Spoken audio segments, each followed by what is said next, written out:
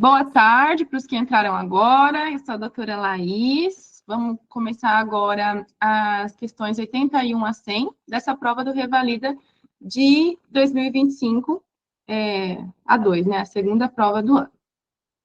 Sempre com um mantra que eu sempre falo: eu posso, eu consigo, eu mereço, eu vou. Foquem sempre nas principais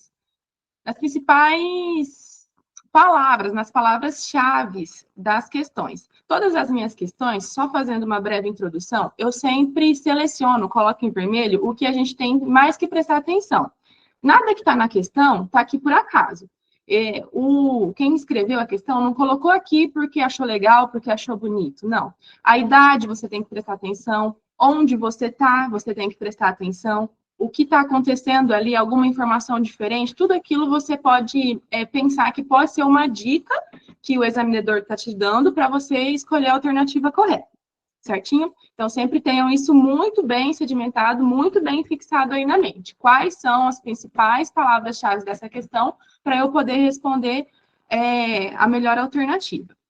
Outra coisa importante também, nunca briguem com as alternativas. Sempre vá na melhor alternativa, naquela que parece estar mais bonita, estar mais certa.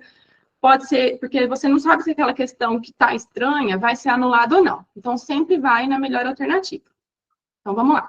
Aqui a gente tem um paciente de 58 anos, trabalhador rural, que foi encaminhado ao ambulatório de dermatologia com uma queixa de sangramento frequente em lesão pruriginosa na região plantar direita, que começou há 30 dias.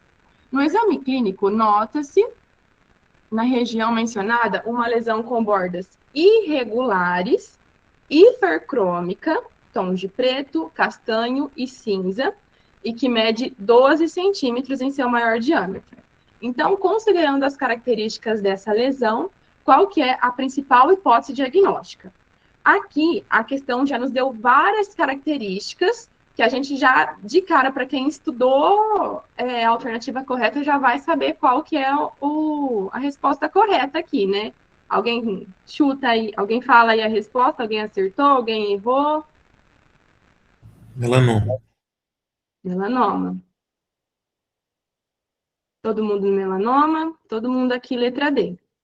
Muito bom, aqui realmente são as características de um melanoma. Sempre que você vê a questão e vê melanoma nas alternativas, você tem que buscar o ABCD do melanoma para ver se encaixa no diagnóstico, né? A de assimetria, quando tem bordes assimétricos, irregulares, que é o B, né? Borda assimétrico, e a aparência assimétrica. C, de cores variadas, igual o do nosso paciente aqui em questão, tinha preto, castanho, cinza, com bordes irregulares. A gente já tinha essas características. O D, diâmetro maior a 5 milímetros. Aqui a gente já tinha uma lesão de 12 milímetros. Então, já outra característica do melanoma. E E, que é a evolução, que muda de tamanho, muda de forma, muda de aparência, né? Então, o melanoma é uma lesão que era de um jeito e, de repente, ela mudou de jeito. Uma lesão que era pequenininha e marronzinha e, de repente, com 30 dias, ela cresceu, tá preta, castanha, tá sangrando. Então, tem alguma coisa diferente ali, certo? Então, a resposta correta aqui é o melanoma. Nessas outras alternativas, acho que vale a pena a gente falar rapidamente delas, porque também cai na prova. Tanto o carcinoma espinocelular quanto o vasocelular já apareceu em questões. Essas três alternativas geralmente têm relação com a exposição ao sol. Então, sempre que cair isso daqui, que você pensar em fechar o diagnóstico ou descartar, você tem que buscar aqui que é uma pessoa que tomou muito sol, né, que estava com aquela lesão em lugares fotoexpostos, que aqui não era. Aqui era na região plantar, então a gente já começa a pensar menos no carcinoma aqui. O espinocelular, que é a letra A, ele é um aspecto mais perolado e é muito raro em região plantar, acho que nem aparece em região plantar. E o basocelular também, geralmente em áreas fotoexpostas, é uma lesão mais, desculpa, na verdade, o espinocelular é uma lesão mais ulcerada e vegetante, e o basocelular é um aspecto mais perolado, tá? Confundi os dois. E essa queratose actínica aqui é uma lesão mais áspera, eritematosa e também áreas fotoexpostas, tá? Então, a gente já descarta todas essas três. Bora para a próxima questão. Uma adolescente de 14 anos que comparece à consulta acompanhada da mãe. Estão preocupadas porque mesmo após 18 meses da menarca, a adolescente ainda apresenta ciclos menstruais irregulares que variam entre 35 a 90 dias. E o sangramento dela dura de 3 a 7 dias. A paciente nega fluxo intenso, nega dor pélvica significativa e nega início de atividade sexual. Apesar do quadro descrito, apesar do quadro relatado, ela nega prejuízos de suas atividades. Ao exame físico, não foram encontradas alterações significativas. Qual que é a conduta nesse caso? Então, o que a gente tem aqui? A gente tem uma adolescente com 18 anos e que tem ciclos irregulares. Aqui a questão não mostrou nenhum sinal de alerta para a gente.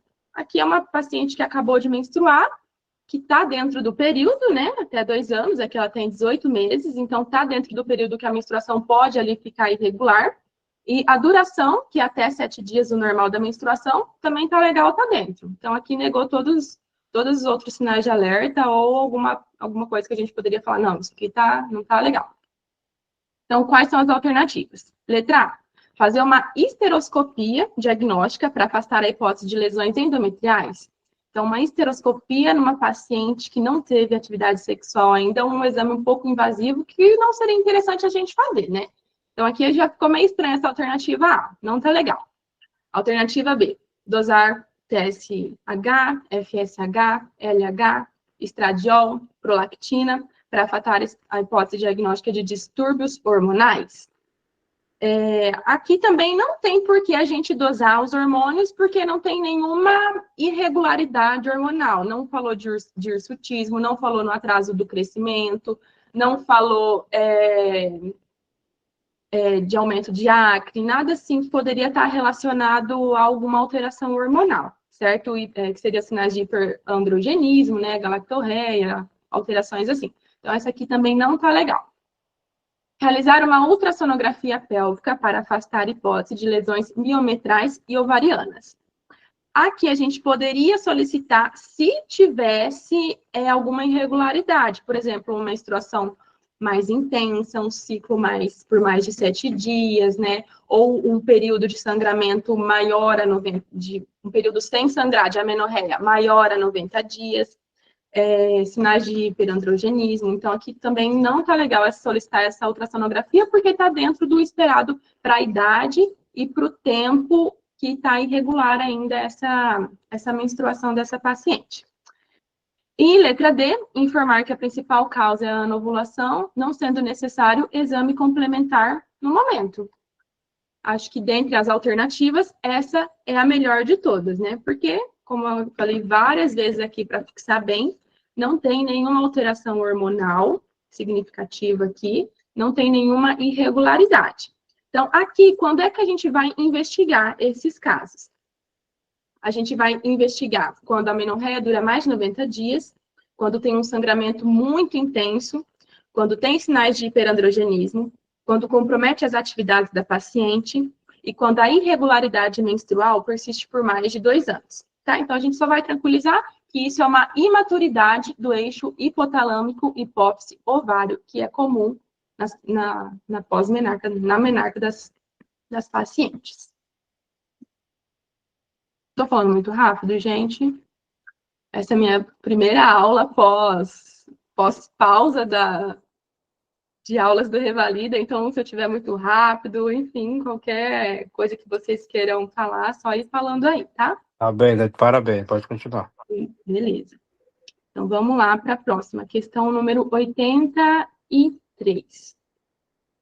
A gente está aqui com uma criança de 3 anos, que é trazida ao UBS, com quadro de diarreia aquosa em grande volume, com aparência em água de arroz. Leu isso aqui na questão, é batata, gente. Nem precisa ler o resto da questão. Se tiver isso aqui, e você já tiver estudado, você já vai saber o que é. E, além dessa aparência de água de arroz, está com forte odor de peixe podre. A mãe relata que a criança está assim há 2 dias, mas no dia da consulta ficou prostrada, mal conseguia andar. Eles moram em uma área de ocupação sem saneamento básico. A questão não está falando isso aqui à toa. E relata também que outras crianças estão com quadro semelhante. Também não está falando isso aqui à toa a questão. Não está aqui de brinde. Está aqui de brinde, na verdade, para te ajudar a escolher a alternativa correta. No exame físico, ela está com uma desidratação grave, com abdômen com peristaltismo presente, timpânico, indolor à palpação e sem visceromegalias. Considerando esse caso clínico, a principal hipótese diagnóstica a ser investigada é letra A, cólera, letra B, rotavírus, letra C, giardíase ou letra D, diarreia alimentar. De todas essas aqui, a diarreia alimentar a gente já pode descartar de cara, né? Porque ela não dá em surto, não vão ter outras crianças com quadro semelhante, a não ser que estivesse aqui, que todas comeram a mesma comida, todas comeram um tal prato lá e todas ficaram assim, aí poderia até pensar que todas pegaram do mesmo alimento, né? Comeram a mesma coisa e desenvolveram a diarreia, mas não é o caso. A giardíase é uma diarreia mais crônica, não causa desidratação grave, aguda, não tem esse aspecto em água de arroz, não tem 2 dias de evolução e vem com essa evolução grave, tá? É uma evolução mais arrastada, mais, assim, tranquila, não tem todos esses achados aqui. E o rotavírus, ele geralmente é uma diarreia aquosa, mas não tem essa água de arroz, certo? Também não tem essa característica. A única que tem essa característica é a cólera, certo? As fezes em água de arroz é típico da cólera. Viu isso na prova, já lembra da cólera, certinho? Até que se prove o contrário, é isso. Vamos para a questão 84. Esse tipo aqui de questão sempre cai também. Uma mulher de 82 anos, com diagnóstico de câncer de pâncreas, foi levado pela filha para atendimento. Após a avaliação clínica e realização de exames, o médico informa que o caso está fora de possibilidade terapêutica, ou seja, não tem mais o que fazer pelo paciente, né? Já está provavelmente num estágio terminal. A filha insiste na realização de um tratamento novo, com medicamento importado, que ela viu na internet, enquanto a paciente lúcida e capaz discorda da utilização de intervenções experimentais. O médico, ao concordar com a decisão da paciente, está resguardado pelo princípio bioético da. Então, o que o médico está fazendo aqui quando ele concorda com o que a paciente quer? Me contem aí no chat, o que vocês acham que ele está fazendo? Ele está praticando a autonomia, a beneficência, a não maleficência ou a justiça tributiva? Autonomia, autonomia. Vocês estão afiadíssimos. Aqui, gente, realmente é a autonomia que o paciente está praticando. Por quê? O que é a beneficência? É agir para o bem do paciente, mas não autoriza impor um tratamento contra a vontade dele. Então, você faz o bem, mas não tem que fazer o que ele não quer. Se ele não quer, você tem que respeitar a vontade dele. A não maleficência é não causar dano, como o próprio nome já diz, né? Isso aqui está bem fácil de lembrar. Então, não é o risco do tratamento, e sim a decisão do paciente. E a justiça tributiva não tem nada a ver, fala sobre recursos de saúde, então não se aplica aqui. Beleza?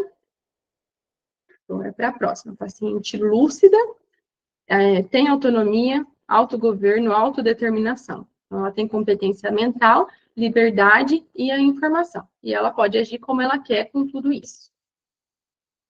A 85 é uma questão que foi anulada, mas eu resolvi trazer aqui também porque esse é um tema bem bom para cair no Revalida, creio que vai cair outras vezes, e trouxe para a gente revisar ele. Vamos lá. Ao ser avaliado em consulta de puericultura, um lactente apresenta alterações nos marcos de desenvolvimento em relação à comunicação, comportamento e socialização. Nesse caso, o médico deve fazer uma triagem específica para o transtorno do espectro autista. Então, vamos lá. O que a questão quer? Letra A. Aos 2, 4 e 10 meses, independentemente se o quadro está associado à epilepsia, distúrbios do sono ou deficiência intelectual. Aqui, as datas estão erradas. A gente não faz o rastreio nessas 3 datas, que, além de ser muito precoces, não vão nos mostrar nada, né, nessa idade. Na verdade, todas é por conta da data que foi anulada. Nenhuma trouxe a data correta. Ó, a letra B é 9 e 30 meses, que não está correta. 18 é a idade que se faz o rastreio, por 18 meses. E aqui está correto também, independente se o quadro é associado à epilepsia. Aqui está errado, né, também. Ao limitar a triagem a casos com história familiar, outro dado importante para não marcar essa alternativa. E letra D também, anos, 2, 4 e 6 anos. Aí já até passou, né, da janela de triagem. Não tem nem muito mais o que fazer de terapia. Aí aqui tem a justificativa, baseada nas diretrizes, né? O cronograma, o screening para o TEA, geralmente é com 18 meses, que a gente tem o ponto crítico para fazer a triagem específica. Passou dos 18 meses, por exemplo, 30 meses, já passou do tempo ideal, né? Ou 24 a 30 meses. Aqui são para os casos que já passaram despercebidos ou que apresentaram alguma regressão. Então, aqui é quando comeu bola, o médico não percebeu com 18 meses, e aí vai fazer lá com 30 meses, certo? Mas o ideal é com 18 meses para fazer a triagem. Por isso que aqui não tinha nenhuma alternativa correta e a questão foi anulada, porque não tinha a idade correta em nenhuma das alternativas. A questão número 86. Em uma unidade de pronto atendimento, uma mulher de 30 anos, negra, casada, e também não está falando à toa que ela é negra, para vocês prestarem atenção, nenhuma das outras alternativas veio com a raça da paciente. Então, aqui está falando alguma doença que é mais frequente em pacientes negras. Então, a epidemiologia também nos ajuda a acertar questão e fazer diagnóstico. Ela é casada, refere vários episódios de dores nas pernas no último ano. Às vezes com edema local e dores torácicas, associada a febre, tosse e coriza. Apresentando melhora com paracetamol há 1 semana. Relata fortes dores em membros inferiores, de intensidade 8 de 10, sem radiação, dor na lombar, fadiga, indisposição, edema doloroso no tornozelo sem melhora, com utilização de analgésico há 1 dia. O pai faleceu aos 40 anos devido a AVC, AVE, né? E no exame físico vamos ver como que essa paciente está. Ela está eupneica, afebril, com mucosa descorada, ictérica. Por estar descorada, já pensa talvez numa anemia, né? Icterícia, talvez uma anemia hemolítica, sem alterações nos sinais vitais. Ausculta cardíaca com sopro sistólico, 2 cruzes em 4, e abdômen normal, sem alterações. Nos membros, um edema unilateral, sem empastamento do tornozelo esquerdo, 2 cruzes em 4, associado a úlcera maleolar de 2 centímetros, com secreção purulenta e hiperemia em bordas. Os exames laboratoriais apresentam os seguintes resultados. O que a gente tem aqui? A gente tem uma anemia, né? HB de 8,2, HT de 24%, então os dois estão baixos. Reticulócitos levemente aumentados, testos normal, plaqueta normal, glicemia normal, colesterol normal. E um dado importante que ele trouxe aqui, também não foi à toa, é que no esfregaço ela tem drepanócitos. Vamos para as alternativas. Qual achado do exame complementar confirma a principal hipótese diagnóstica para o caso? O que vocês acham dessa questão? Estão falando aí no chat. A melhor alternativa, o diagnóstico. Principalmente o diagnóstico. Essa aqui é uma questão. Beber uma aguinha para olhar as palavras. Essa é uma questão, um tema de questão muito frequente na prova. Sempre cai. Ano sim, ano não, cai. Ninguém está falando no chat, vocês não sabem esse... Ah, agora tá aparecendo. Tava travado aqui para mim. Isso, anemia falciforme, letra A, letra A, letra A. Isso aí, muito bom. Pode falar no microfone também. Quem sentir à vontade, quiser falar, quiser perguntar, tá, gente? Pode conversar, ficar à vontade. Então, aqui, a gente tem, letra A, presença de hemoglobina S na eletroforese de hemoglobina. Letra B, identificação de hemácias falciformes na análise de gota espessa, falciforme, tá estranho esse daqui, né?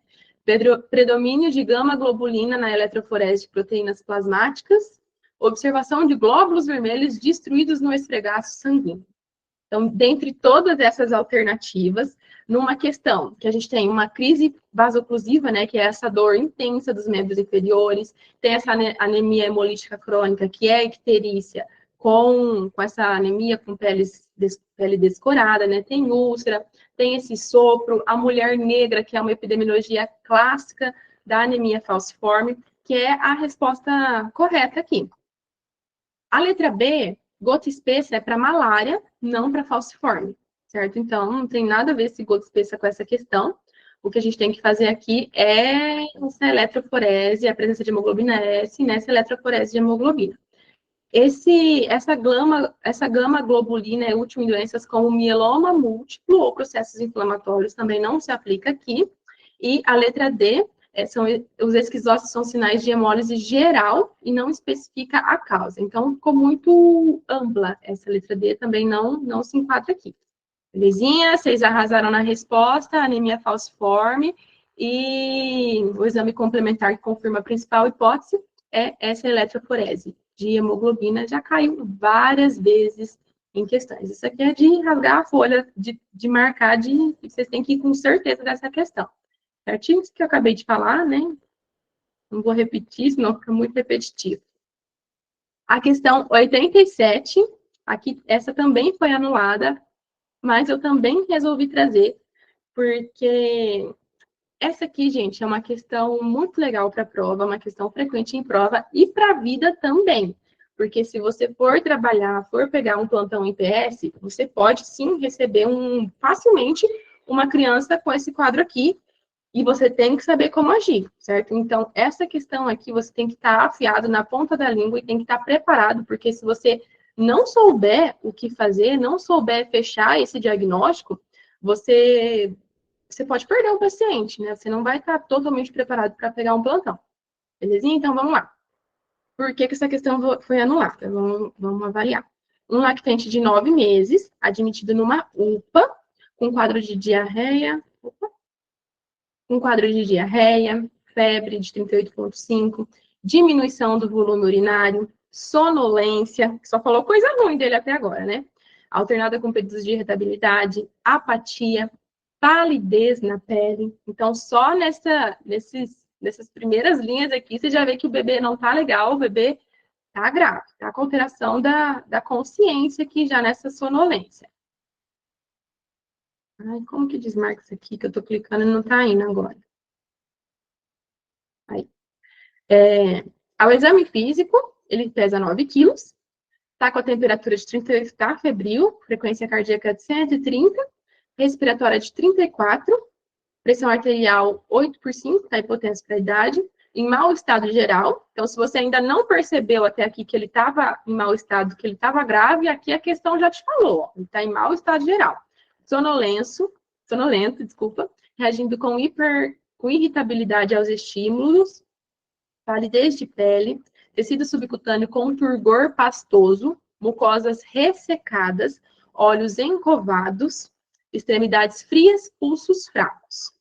E já é sinal de choque, né, gente? Pode você ler isso daqui e ler esse tempo de enchimento capilar, você já tem que pensar na hora. Se você não percebeu até aqui que a questão está te pedindo um choque, aqui você já tem que fechar que ele está evoluindo com choque. Tá gemente, aumento da amplitude, com tiragens intercostais. O diagnóstico e a hidratação endovenosa indicada para o caso são respectivamente. Então, qual que é a melhor alternativa para essa questão 87? O que vocês colocariam aqui? Um paciente com o tempo de enchimento aumentado, hipotenso, taquicárdico, com rebaixamento do nível de consciência, com oligúria, tá com respiração gemente, que pode levar a gente a pensar numa acidose já metabólica, né? Com pulsos frios. Aqui, ele tá com uma desidratação grave, mas isso aqui não é o nosso diagnóstico. O nosso diagnóstico aqui é esse choque hipovolêmico, certo? Então, a gente já descarta a letra C e letra D, porque se vocês forem... Aqui eu não trouxe a tabelinha da desidratação. Eu poderia ter trazido para a gente relembrar que também é uma questão muito frequente. Mas na desidratação grave, tem esses olhos encovados, tem essas mucosas ressecadas, negando líquidos, né? Mas nessa questão, a gente já tem que pensar em choque por conta desses outros achados que a questão nos deu. Então, a gente já descarta a letra C e letra D. Em relação à conduta, como que a gente vai fazer essa hidratação? No choque, a gente usa soro fisiológico, ou soro glicofísio, ou soro glicosato. Sempre a gente inicia com solução fisiológica. Então, aqui, a gente já descarta aqui essa glicofísio aqui dessa paciente, certo? Então, a gente já conseguiria descartar 3. Pensando lá na hora da prova, a melhor hipótese diagnóstica para essa alternativa seria a letra A. Então, você lá na prova, sem saber que a questão ia ser anulada, se fosse marcar, a melhor seria essa daqui. Choque hipovolêmico é o diagnóstico, solução fisiológica é o que a gente tem que fazer, e 20 vezes 9, 20 ml, né, vezes 9, que é a quantidade de ml por quilo que a gente tem que fazer para fazer a primeira hidratação, dá 180, correto? Só que aqui, o protocolo não diz em 15 minutos, né? Aqui eu trouxe o protocolo, não vou ficar lendo tudo isso aqui agora, o slide está com vocês revisam depois, mas é nos primeiros 5 a 10 minutos, beleza? Ó, no primeiro minuto você já tem que reconhecer, e com 5 minutos já tem que estar sendo feito o bolo lá, com 20 ml por quilo, da solução salina 0,9%. E aí depois, com 15 minutos, você já tem que estar com o bolo feito e reavaliando o seu paciente para ver se vai precisar, o que mais vai ter que fazer, se o choque está refratário, certo? O que mais que tem que fazer, se está funcionando, se não está funcionando. Beleza? E é mais uma revisão. Mas essa é uma questão muito interessante e uma questão que você tem que saber, que você tem que estar preparado para o seu dia a dia, para a sua vida. Beleza? Com licença. Pode repetir, por favor, só a explicação que seria a solução fisiológica, 20 ml, né, vezes o peso da criança, e só o tempo que eu não peguei, o período de administrar. O período para administrar é em até 10 minutos. Ah, tá. Em até 10. Tá certo. Com 15 minutos, você já tem que estar no protocolo, você já tem que estar reavaliando, vou colocar aqui, ó, com 15 minutos, você já tem que estar reavaliando se esse choque está refratário ao volume. Entendi. Tá bom? Tá certo. Obrigada, doutora. Tá feito. Teodoro, isso, 20 vezes 9, porque é 20 ml por quilo que você faz, né, o cálculo da desidratação grave. E o Teodoro também falou que está hipovolêmico. Sim, tá um choque hipovolêmico. Aqui, na verdade, não é um choque hipovolêmico, aqui é um choque séptico, certo? Ele está com febre, o choque hipovolêmico não cursa com febre. O choque hipovolêmico, para você fechar esse diagnóstico na questão, vai ter um paciente, por exemplo, que um sangramento, por exemplo, que um acidente, geralmente as questões costumam trazer assim, para o choque hipovolêmico, tá? Se tá febre na questão de choque, sempre vai pensar que tá pedindo choque séptico. Desculpa, gente, estou confundindo, é um choque hipovolêmico de causa séptica, tá? Aqui, por conta da diarreia, aqui a hipovolemia do paciente, né? Mas a principal causa aqui é a sepse que o paciente está tendo. Tá bom? Acho que eu confundi tudo vocês nessa troca de palavras que eu fiz aqui, mas vocês entenderam, né? É um choque hipovolêmico de causa séptica. Afinal, qual foi o resultado aí? A letra C ou letra D? Aqui a questão foi anulada, nenhuma resposta é correta. Sim, foi anulado, mas qual o mais provável se aproxima aí, né? Porque foi mudado, né? Essa coisa de dosagem, né? Do cálculo, né? Não, aqui eu estou trazendo o protocolo atualizado. A que mais estaria correta que ela falou é a letra A. Só que Exatamente. estragado o tempo. Não, sim, esse é atualizado. Tem o anterior, né? Esse aqui é o atualizado agora, né? Eu não entendi sua pergunta, desculpa. Pergunta de novo. Não, eu queria saber só qual era mais próximo que se encaixa aqui, né? Porque esse cálculo aqui de desidratação, né? Ela teve uma mudança, né? Atualizada, né? Ah, se foi atualizado, eu não tô por dentro, então, gente. Qual que foi a atualização? Porque para mim ainda é 20 vezes Não o quê? seria 30 ml quilo peso em 1 hora? Não, aqui a gente está falando de um paciente com choque. E aqui eu peguei a recomendação do manejo de choque séptico nas crianças, ó.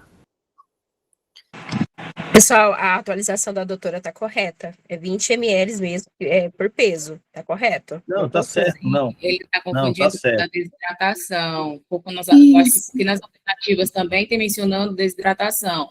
Mas é isso que a doutora explicou. O diagnóstico a criança já tem toda a sintomatologia de um choque. E aí, com isso, o tratamento teria que ser direcionado para choque. E aí seria dessa forma, 20 pelo peso, né, vezes o peso, e seria para administrar em até 10 minutos. E por isso que a alternativa A está errada, porque na A está mencionando que seria em 15 minutos para administrar. Isso lembrando, como eu falei, que ela mencionou no início, que é um quadro de choque, não é de desidratação. Embora a criança tenha desidratação, ela já evoluiu para choque. Exatamente, perfeito. Então, uma dúvida, em caso de choque hipovolêmico, em toda criança vai ser 20 ml. Isso, um choque grave é sempre 20 ml por quilo, que você calcula, tá? Aqui, ele tá com uma desidratação grave, essa criança, mas a gente não vai fechar esse diagnóstico como desidratação grave. A gente vai fechar como um choque hipovolêmico, provavelmente com uma sepse junto, né? Com essa diarreia, tá com febre, tá bom? Doutora, Hum. interessante, quando a gente fala de choque hipovolêmico, vem na cabeça, claro, primeiramente o sangramento, né? Mas como nesse caso, esse choque sangrento, esse choque hipovolêmico, a gente não tem uma gasometria, pode ser também com uma déficit de eletrólitos, aonde levou esse choque séptico. Perfeito. Aham. Certinho? Então, gente, mais alguma dúvida?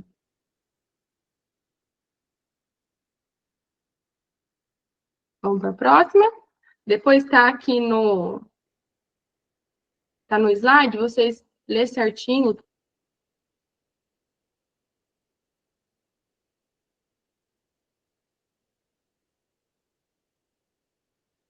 Doutora? Seu microfone, doutora.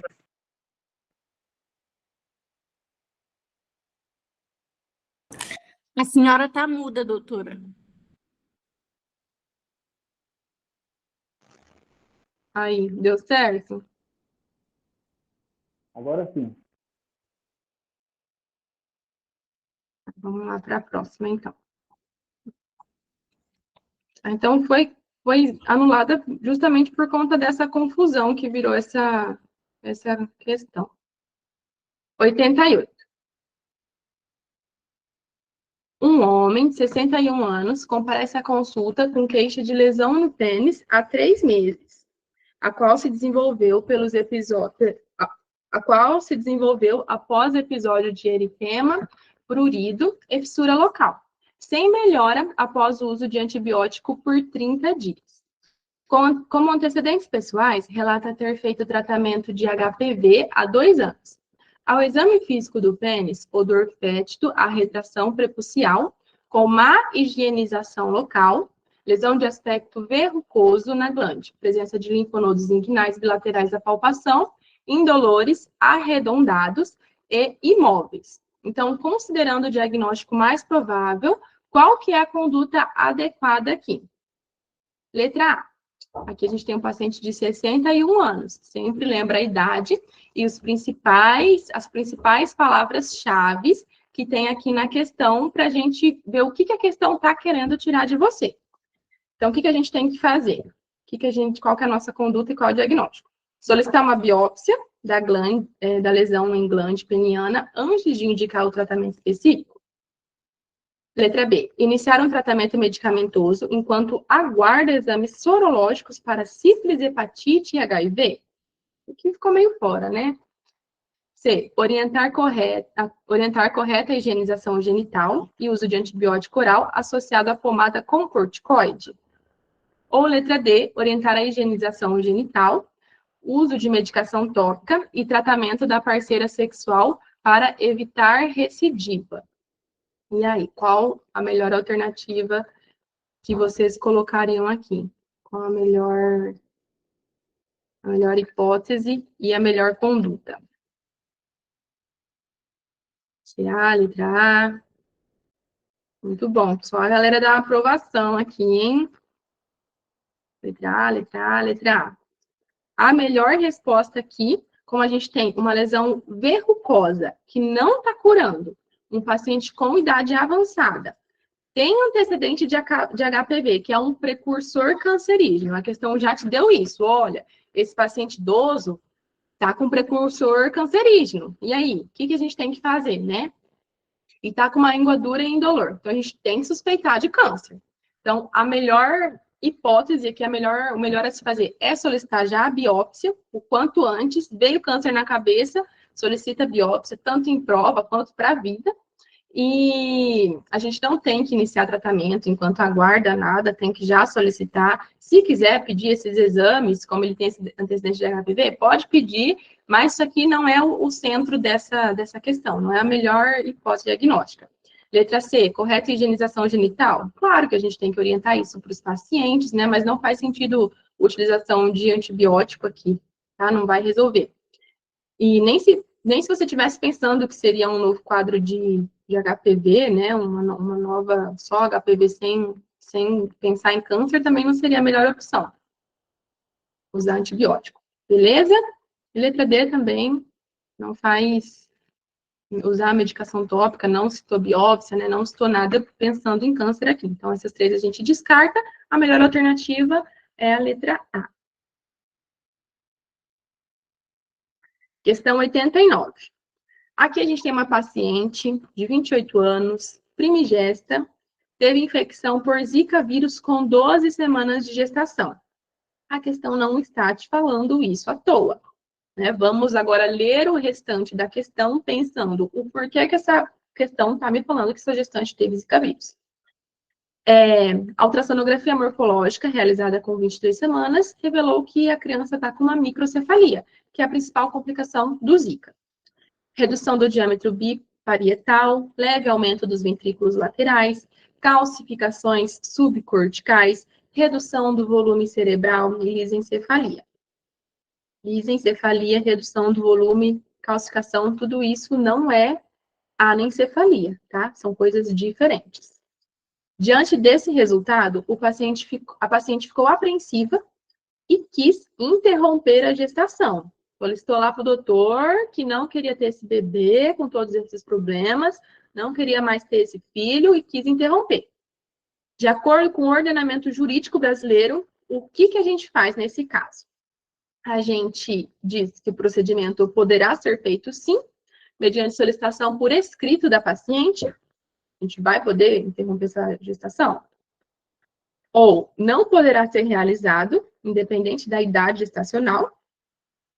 O procedimento não poderá ser realizado porque já passou 20 semanas. Se tivesse menos de 20, poderia ser realizado. Ou letra D, o procedimento poderá ser realizado após a confirmação do diagnóstico por 2 especialistas em medicina fetal. Essa tá fácil, né? Essa aqui, você só tem que saber os 3 principais critérios de interrupção da gestação que você já fecha esse diagnóstico.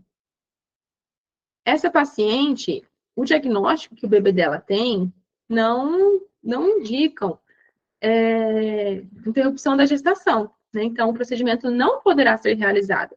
Independente se tem mais de 20 semanas, se está com microcefalia, se está com alguma outra doença, algum outro achado, certo? Então, não interrompe essa gestação. A microcefalia, como eu já falei, é diferente de anencefalia. A micro é um cérebro que está um pouquinho menor que o esperado para aquela idade. É compatível com a vida, a gente tem muitas vidas aí com a microcefalia, com a hidrocefalia, enfim, com várias outras alterações. Então, um aborto, esse daqui é uma síndrome compatível com a vida. Se é compatível, é ilegal no Brasil, certo? Só a anencefalia, se fosse uma ultrassom com feto anencéfalo, aí sim poderia realizar a interrupção da gestação. Belezinha, galerinha da aprovação? Essa não estava difícil, não, né? Tava facinha. Alternativa no... Gente, faltou... Ficou trocado aqui. 88... 88... 89 da primigesta. Ah, não, só aqui que eu coloquei o número errado. Agora é 90 mesmo. Tá certo, né? São 90.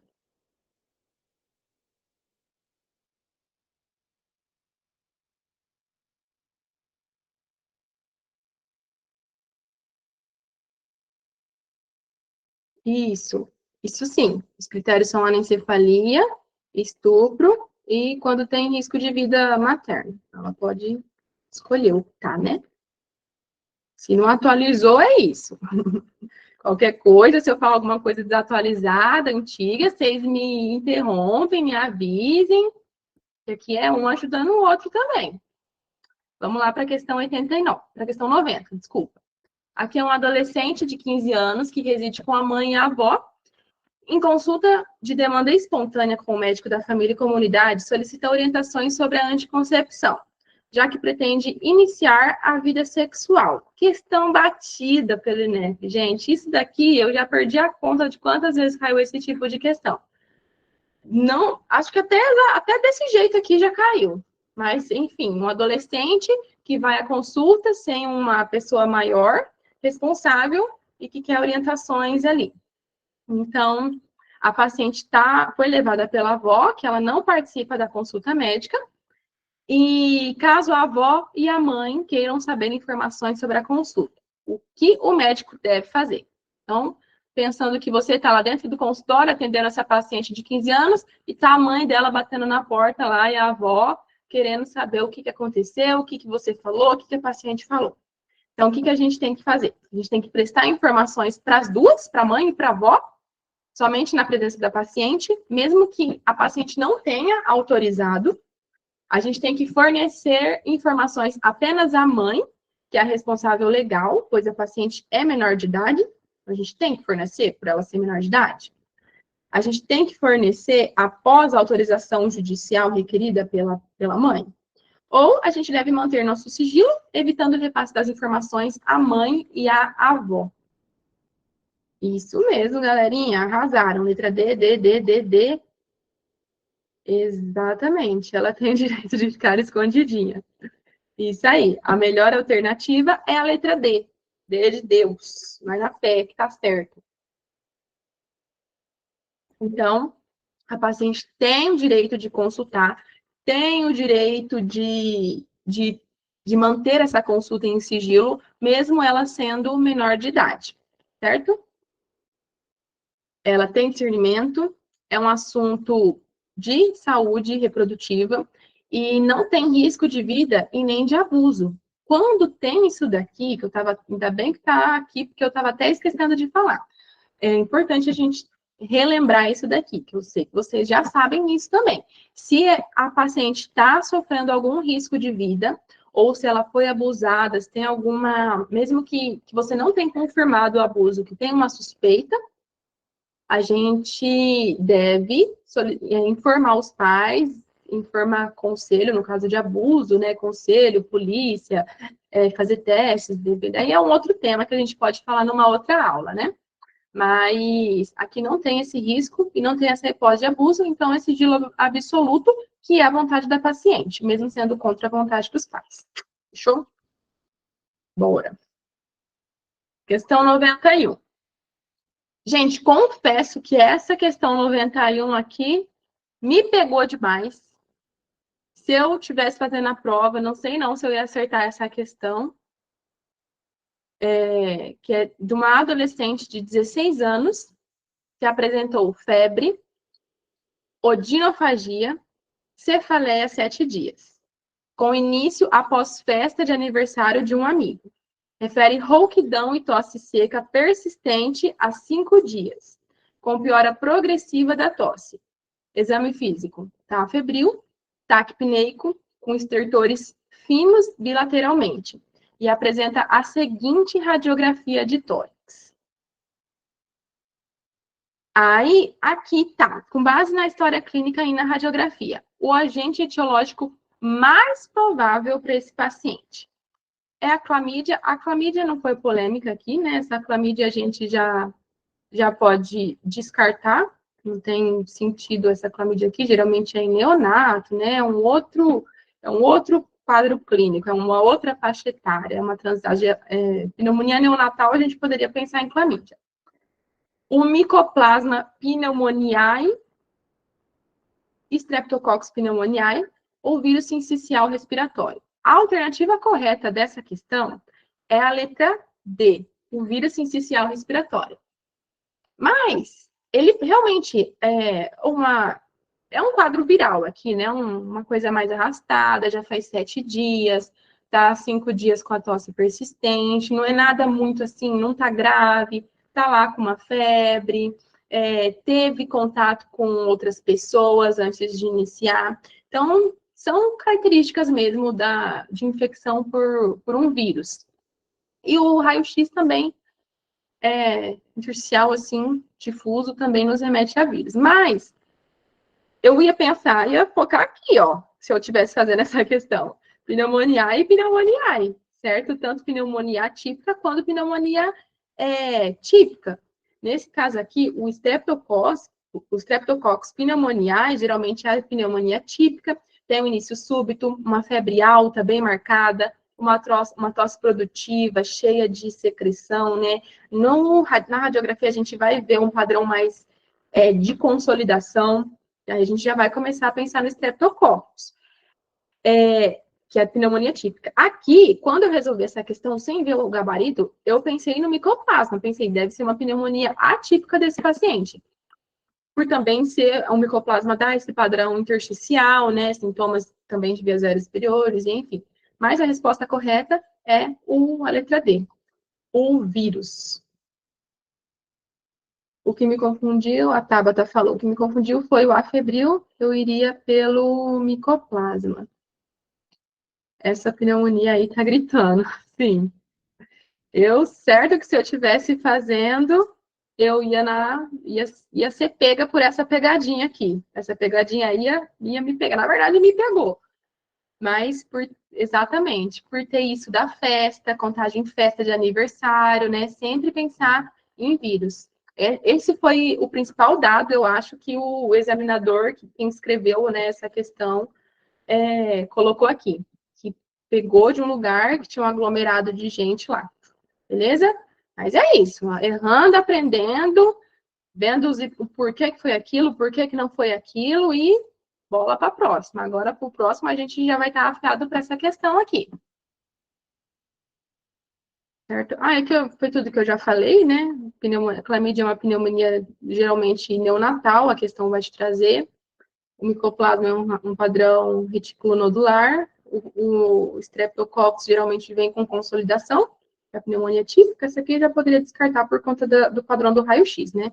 Então, aqui eu ficaria entre B e D, e a resposta correta é a letra D. E aqui eu coloquei lactentes, geralmente é questão de lactentes, de bebês, certo? Para um bebê com sibilos, com quadro de bronquiolite, com roncos, tiragem, enfim. Certo? Então, sempre a gente vai pensar no vírus essencial respiratório quando a gente vê esse quadro também no enunciado. Bora para a próxima. Isso aqui tudo que a gente já falou, né? Ficou marcadinho aqui no slide para vocês relembrarem da aula, né? E reverem. Aqui, a gente tem uma recém-nascida de 10 dias de vida, que é levada pelos pais ao UBS. A mãe queixa-se de lesões na pele da filha que apareceram há 3 dias. Não tem febre, não tem diarreia e não tem vômitos. Então, tá só com aquelas lesões, uma recém-nascidinha aqui. Ela nasceu a termo, não teve intercorrências no período gestacional nem perinatal. Na inspeção foram observadas 3 vesículas e bolhas de paredes flácidas, não agrupadas, com conteúdo amarelado na região do abdômen e 2 lesões avermelhadas marrons no molares, que a responsável informou serem bolhas que já estouraram. Qual que é o tratamento indicado aqui? Principais pontos chaves coloquei em vermelho, como em todas as outras alternativas. Recém-nascida, vesículas e bolhas de paredes plásticas, um conteúdo amarelado, tem lesões residuais ali, depois que estourou, não tem sinal sistêmico, não tem febre, e a localização é mais em tronco, né? Aqui dessa paciente. Então, vamos para as alternativas. O que você colocaria aqui? Vamos começar de baixo para cima. A letra D fala imunoglobulina, ou a varicela zoster. Imunoglobulina varicela zoster intramuscular. Aqui, essa é indicada quando tem um RN que teve exposição à varicela zoster, que não é o quadro aqui, falou que não teve intercorrências, não teve nenhuma lesão, foi tudo normal, aqui já falou, ó, sem intercorrências gestacional, perinatal, então aqui não tem história clínica compatível com a varicela. A sulfadiazina, geralmente é queimaduras, né, não tem nada a ver com isso aqui que a gente tá pensando, isso aqui é geralmente para infecção bacteriana, enfim. Aciclovir nos remete a herpes. Herpes não é esse quadro clínico. Herpes são vesículas agrupadas. Aqui não falou nada de múltiplas vesículas agrupadas com esse aspecto herpetiforme, né? Geralmente vem também com comprometimento sistêmico. No caso da bebê, ia estar com uma irritabilidade intensa, porque dói muito, certo?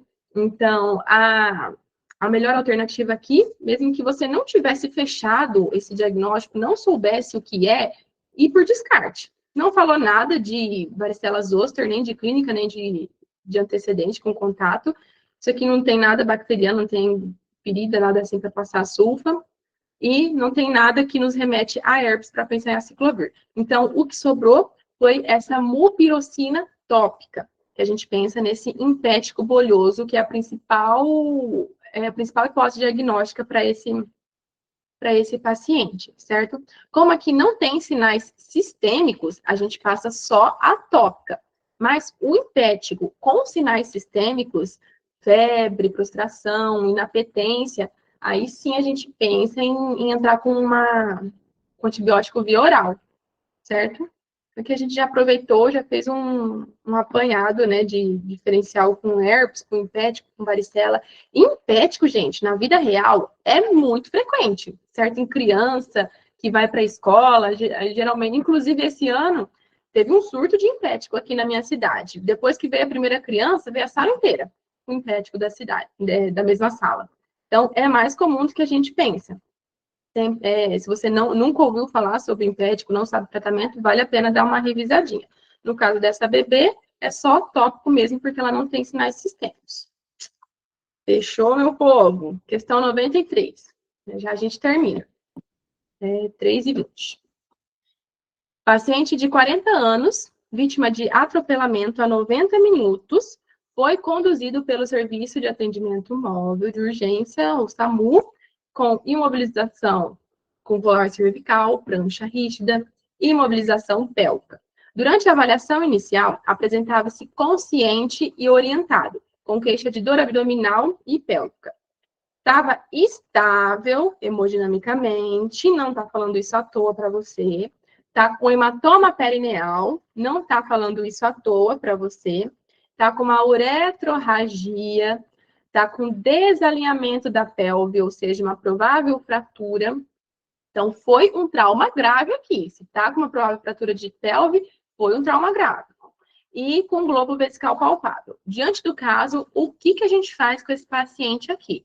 Então, SAMU trouxe esse paciente para você no seu PS. Desse jeitinho aqui.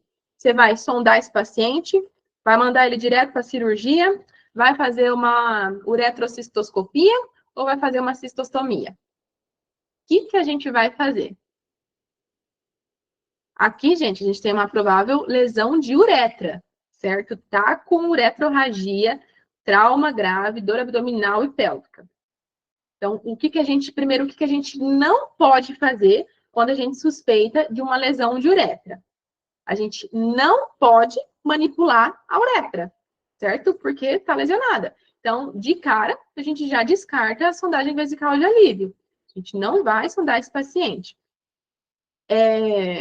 A laparotomia, a gente indica quando tem instabilidade hemodinâmica. A questão já te falou, ó, esse paciente está estável, não precisa de cirurgia de urgência, de laparotomia exploratória, coisa nenhuma, já descarta essa alternativa. A questão está gritando isso para você, tá?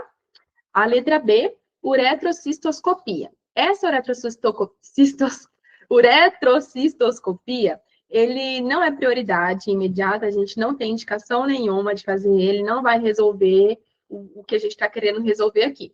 O principal para aliviar esse globo vesical palpável que esse paciente está tendo sem fazer a manipulação da uretra por conta desse provável trauma de uretra é a cistostomia suprapúbica, certinho? E aqui eu trouxe a tríade da lesão uretral. Uretrorragia, hematoma perineal ou escrotal e retenção urinária. Seria um bexigoma, né? Que o bexigoma era o que a questão trouxe daquele globo vesical palpável. Para quem não sabe, o bexigoma é quando o paciente não está conseguindo urinar, porque a urina está presa ali dentro da bexiga, e na parte do hipogástrico do paciente fica um globo mesmo, fica uma bola bem grande, que a gente chama aquilo de bexigoma. É bem dolorido, certo? E a gente tem que resolver aquele bexigoma. Se você está na UPA, você tem que passar, quando pode, né? Você passa a sonda para resolver aquele bexigoma. Também é muito comum acontecer esse bexigoma em pacientes com infecção urinária, né? Idosos, que tem problema de próstata. Quando é indicado, a gente passa a sonda sim. Mas nesse caso, não podia passar a sonda por conta dessa suspeita de lesão uretral, certo? Então, aqui é a cistostomia suprapúbica, para a gente não manipular a parte da sonda.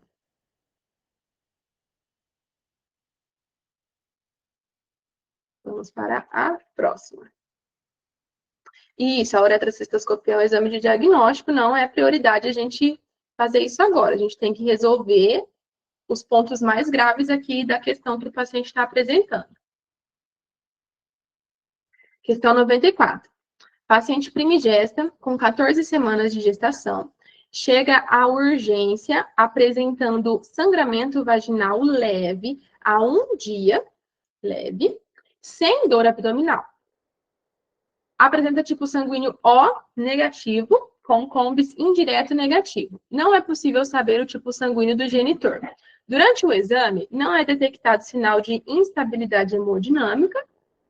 Após a avaliação, a ultrassom transvaginal revela a presença de um embrião vivo, hematoma inicial, hematoma subcoriônico, desculpa. Qual é a conduta mais adequada para essa paciente? Então, o que nós temos que fazer aqui? Sempre revisando os dados importantes. Gestação de 14 semanas, embrião vivo na ultrassom, está com sangramento leve, um hematoma, tem RH negativo, não está instável, e não sabe o tipo sanguíneo do pai. Então, o que a gente faz aqui? A gente informa que não há indicação de medidas adicionais, manda o paciente para casa, tá tudo certo, não precisa fazer mais nada. Como assim, né, gente? Letra B. Administrar imunoglobulina anti-D e reavaliar de 7 a 14 dias. E aí, será?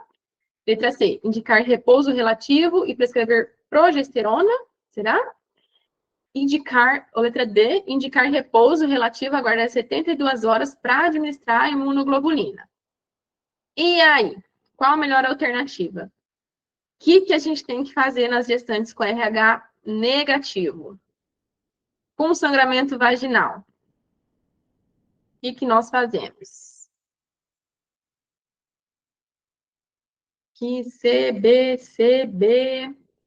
que ficou um pouco confusa, né? Vamos lá. Aqui, toda gestante com RH negativo, com sangramento vaginal, deve receber a imunoglobulina anti-D independentemente da intensidade do sangramento, da viabilidade fetal e da causa do sangramento. Então, se tem RH negativo, está sangrando, a gente tem que fazer. Isso vale tanto para ameaça de aborto, para abortamento, para descolamento, para procedimentos invasivos que a paciente vai ter que realizar, né, sei lá, cirurgia, alguma outra coisa assim relacionada, e independentemente do cômodo indireto também aqui, tá, gente?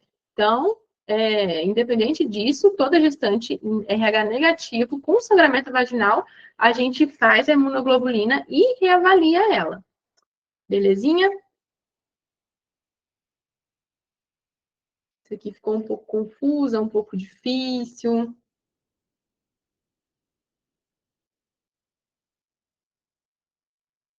Beleza, gente? Aqui a gente não pode deixar ela sem fazer nada, porque tem risco de imunização do RH, né? E a letra C, aqui ela não... Colocaram ali letra C também, né? Aqui não vai ser a melhor alternativa, porque não é conduta obrigatória, e nesse caso aqui, ela não vai substituir a profilaxia anti-D, que a gente deve fazer. Tá? Então, o principal que a questão queria de você era em relação a essa imunoglobulina aqui. Beleza? Questão 95. Uma criança de 4 anos, sem comorbidades, é levada pela mãe à UBS com história de febre e cefaleia 2 dias. Aí tudo bem, né? Caso de todo dia. É residente em área de risco de malária, é residente em área sem risco de malária. Há 2 anos, a criança apresentou um episódio de convulsão febril simples há 2 anos atrás. Ao exame, isso aqui foi mais para te confundir, que a questão trouxe aqui para você, tá? Vou tacar o examinador deve ter pensado, vou tacar essa convulsão aqui para ver se quem está fazendo a questão 95 de uma prova está atento ainda. Ao exame físico, o paciente apresenta temperatura de 38,5, com o restante sem alterações. O que a gente faz aqui? Então, pontos chaves, febre há 2 dias, uma cefaleia leve, o exame não tem alterações, não tem malária, tem uma história isolada de uma vez, ele já deve ter tido vários outros resfriados, febre, gastroenterite com febre, e só teve uma vez essa convulsão simples, febril. Então, o que a gente faz? A gente já inicia antibiótico, de cara, num paciente sem alterações do exame físico, só que já está esquisito, né? Visto que a criança apresenta doença febril muito grave, essa criança está muito grave, gente, essa alternativa aqui ficou toda troncha, né? Nada a ver. Letra B. Administrar antitérmico e solicitar exames laboratoriais para identificação da etiologia da febre. Será que precisa solicitar exames laboratoriais para identificar a etiologia aqui? Até 4 anos a gente tem que ter na cabeça que a maioria é viral até que se prove o contrário no exame físico, certo?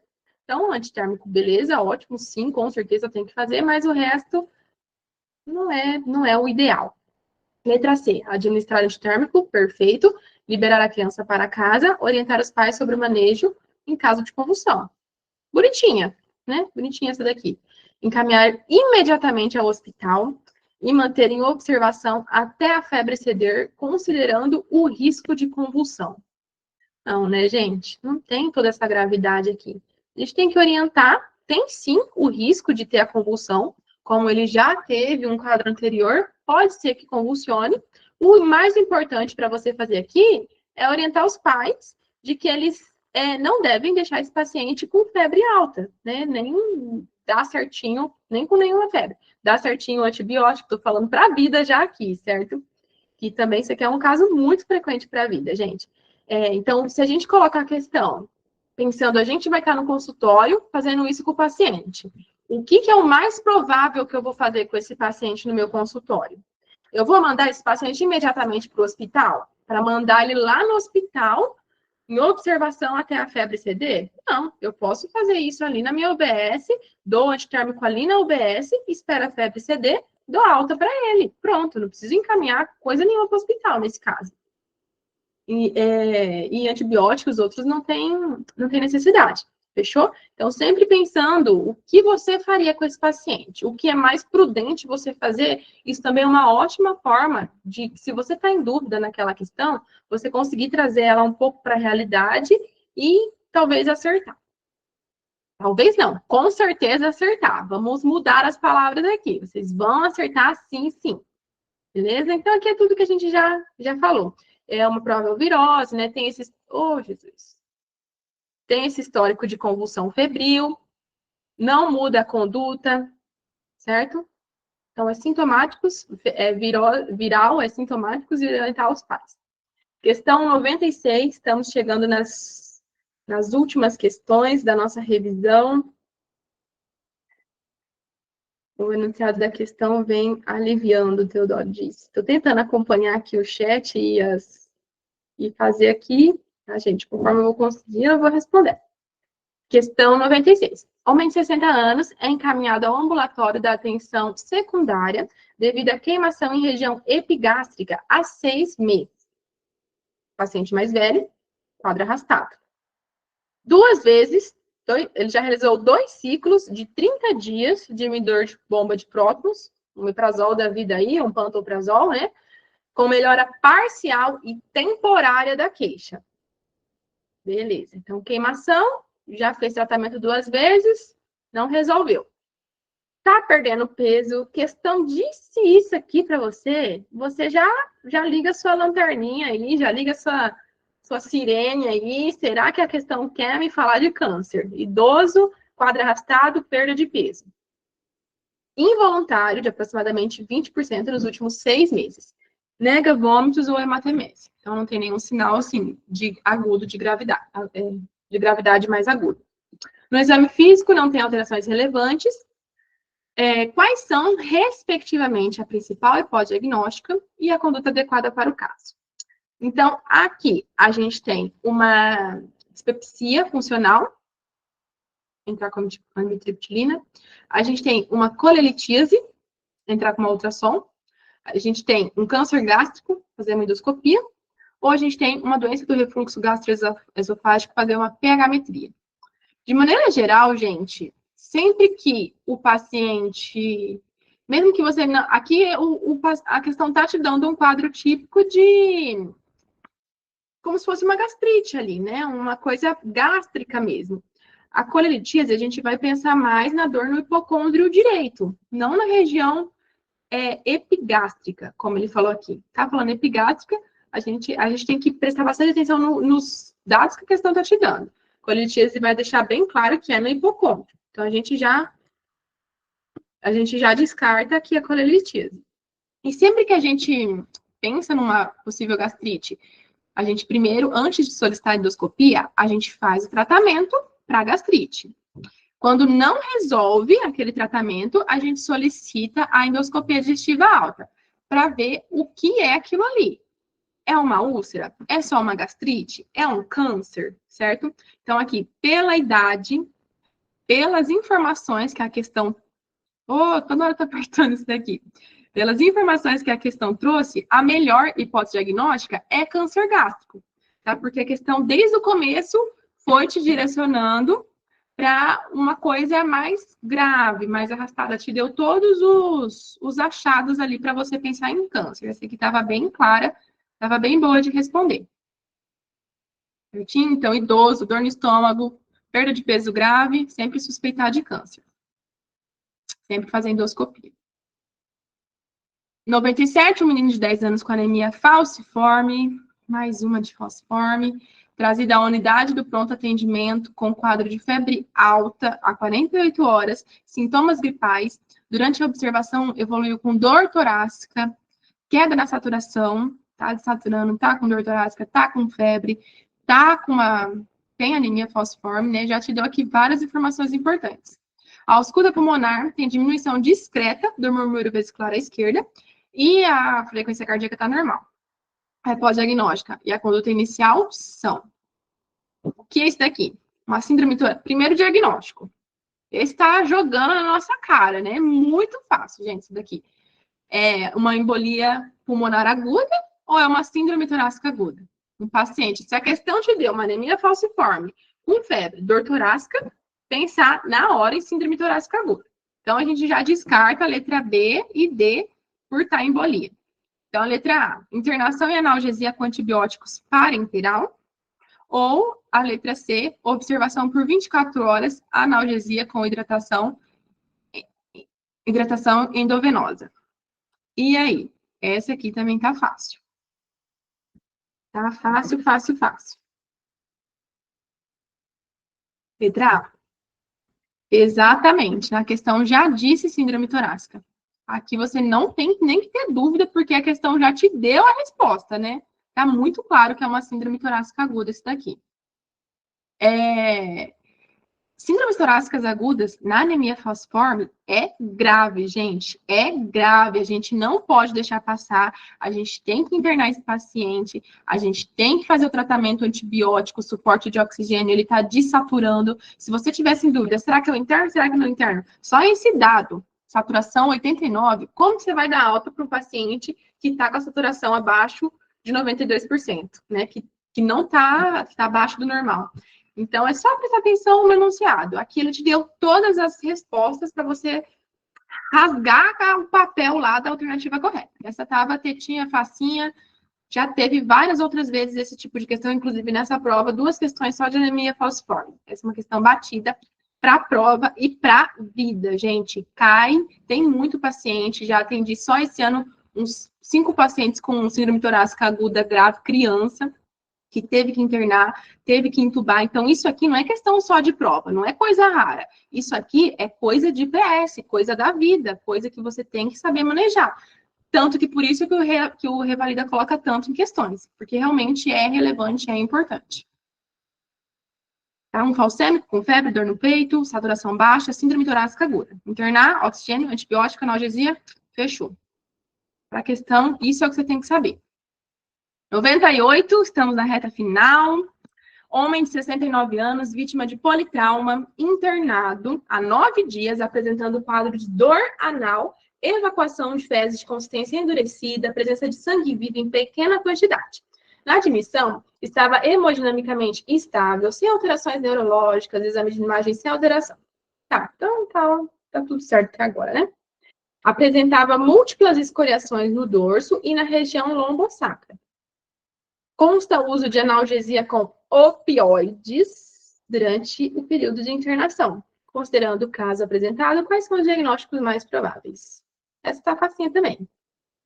Tá? Um paciente mais velho, fezes endurecida, um pouquinho de sangue, né? Que tá dizendo assim, olha, ele não tá com uma hemorragia grave, esse paciente está estável, está com uma coisa leve, está usando essa medicação, que um dos principais efeitos colaterais de opioides é a constipação, é trancar as fezes, né, endurecer as fezes e ter essa dificuldade de evacuar.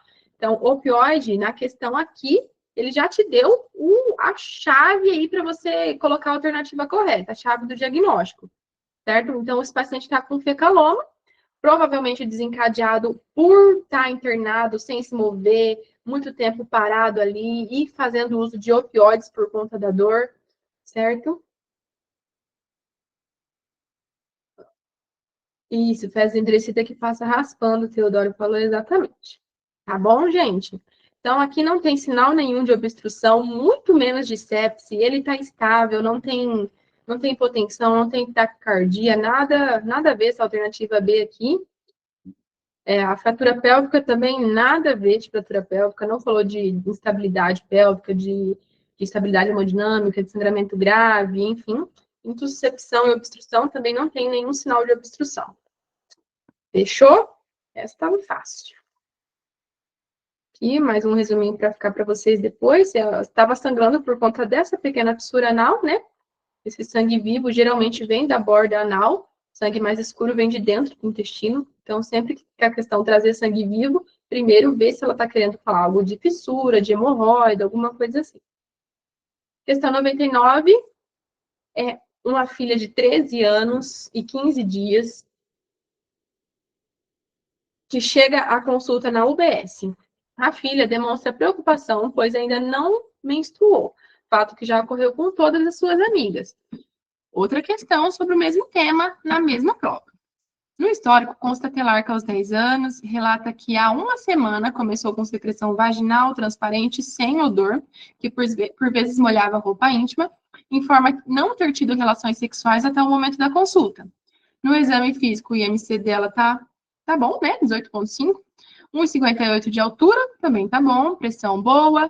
A escala também tá adequada. Mamas M3 e pelos P3, escala de Turner. Presença de ímã íntegro, então ela não teve relação até agora, até o momento, 13 anos também, né? Ausência de nódulos inguinais. De acordo com a história clínica, qual que é a conduta? O que você, no seu consultório, vai fazer com essa paciente? Você vai explicar à adolescente você vai explicar à adolescente que apresenta desenvolvimento normal e que provavelmente ela terá sua menarca em breve. É uma boa, né? Encaminhar a paciente para atenção secundária por suspeita de hipogonadismo hipogonadotrófico? Acho que não, né, gente? Tudo legal. Acho que aqui tá meio esquisita. Solicitar dosagem de estrogênio, FSH, LH, cariótipo e exame de imagem. 13 anos, não precisa de toda essa investigação intensa aqui, não. E letra D, iniciar terapia estrogênica para preservação de massa óssea? Também não precisa. Para que fazer tudo isso com a menina? Ela ainda é uma criança ainda. Vamos esperar, né? Espera a menina desenvolver. Exatamente, até os 16 anos. Espera que vai dar tudo certo. Tranquiliza ela, tranquiliza a mãe, não precisa de nenhum exame, tá? A gente vai resolver isso daqui, só explicar para adolescente que tá tudo certo e pronto. Então, puberdade normal da paciente. Acalmar e orientar.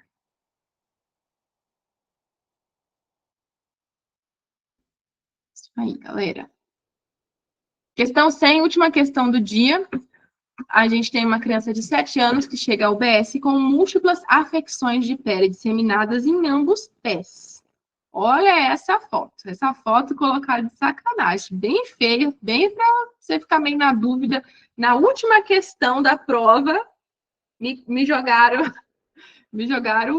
essa lesão com esse diagnóstico, desse tanto. Vamos ver aqui.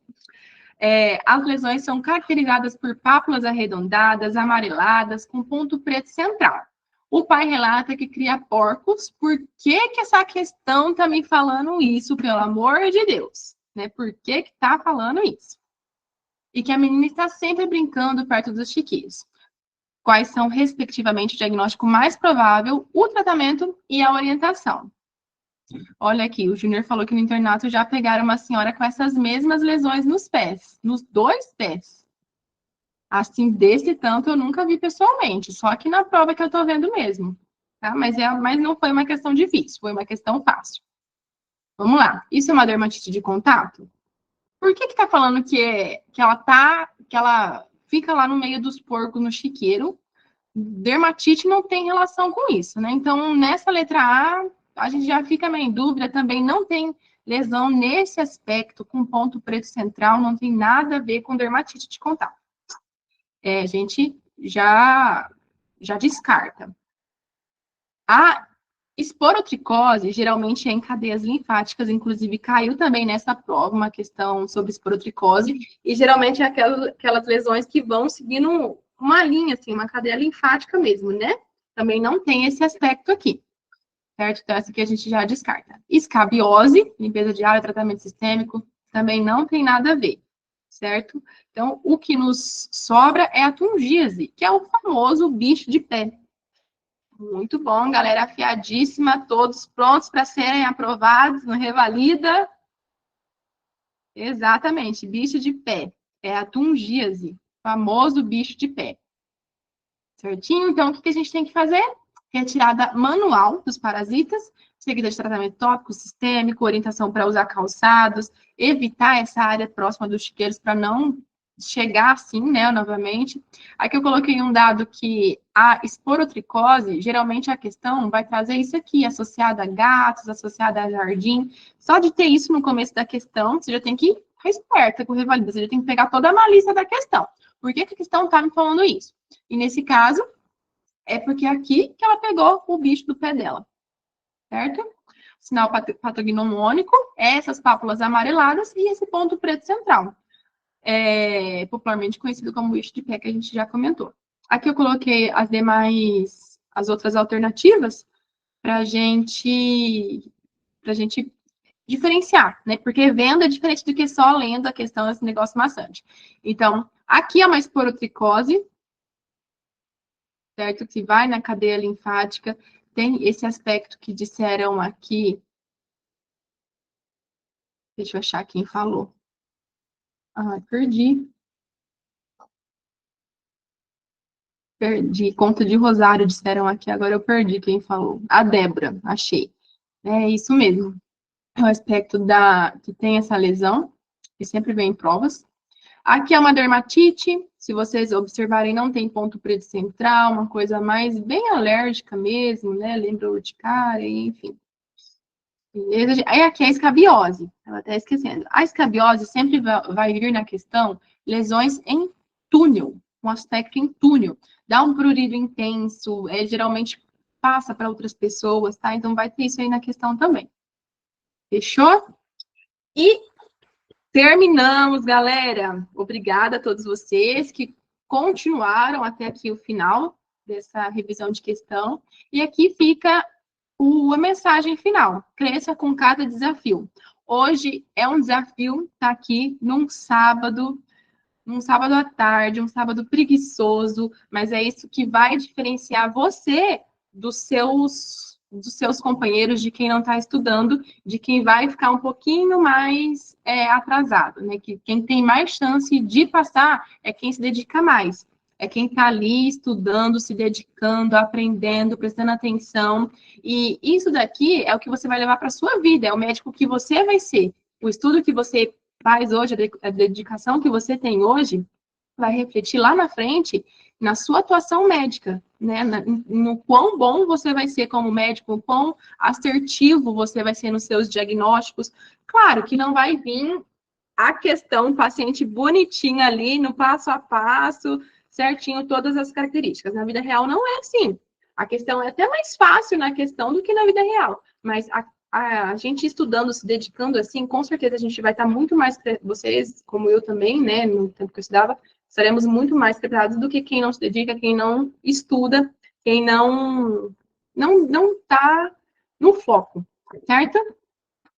Obrigada a todos vocês. E é isso, até a próxima aula.